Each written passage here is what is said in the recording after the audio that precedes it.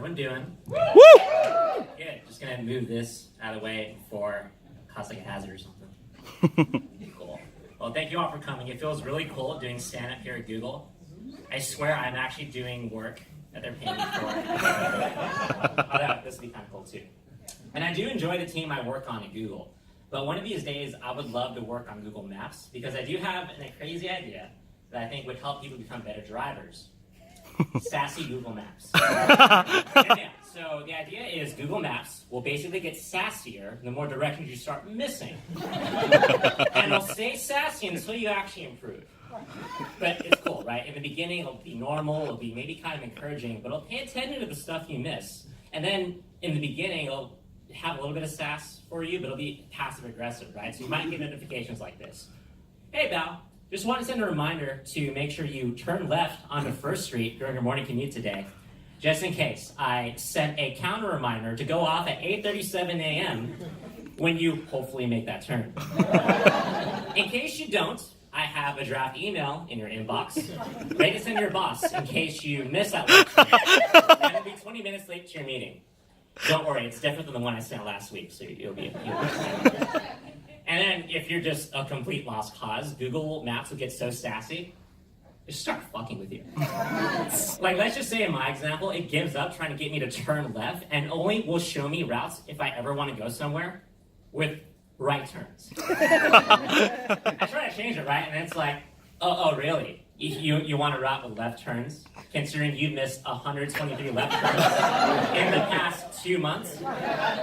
Instead, here are some quick routes to your nearby eye doctor to get your sight fixed.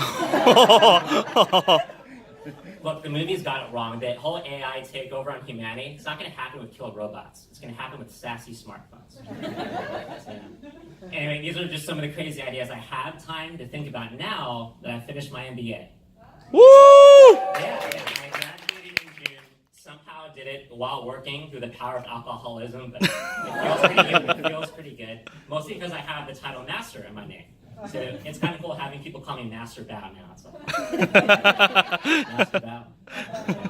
I'm just disappointed that more of my friends, though, don't use my last name instead and call me Master Dong. Look, I get it. Okay, sure, last name synonymous with penis. I understand. But look, I'm used to it. I've grown up with a lot of dong jokes in my life. You know, elementary school, middle school, yesterday at work. Fucking bad.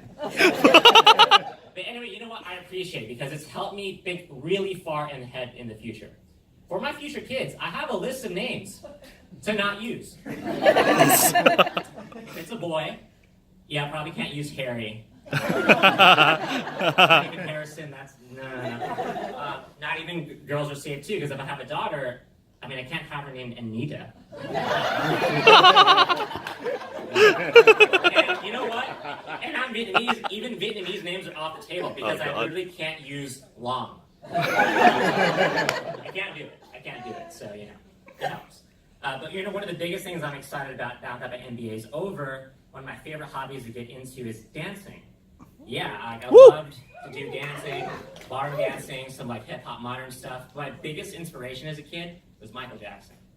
I remember spending hours just watching his live performances, his music videos, and he was the first artist that made me think, damn, he looks so cool dancing. I want to do that too. Here's the thing though, pretty hard to imitate his moves when you're like a little kid. Like, it took me a while to figure out the moonwalk, for example. Yeah, when I tried that as a kid, I ended up breaking things and almost breaking myself, so my mom put a hard stop there. But there was one move that I just felt like I immediately knew how to do, and that was the cross grab.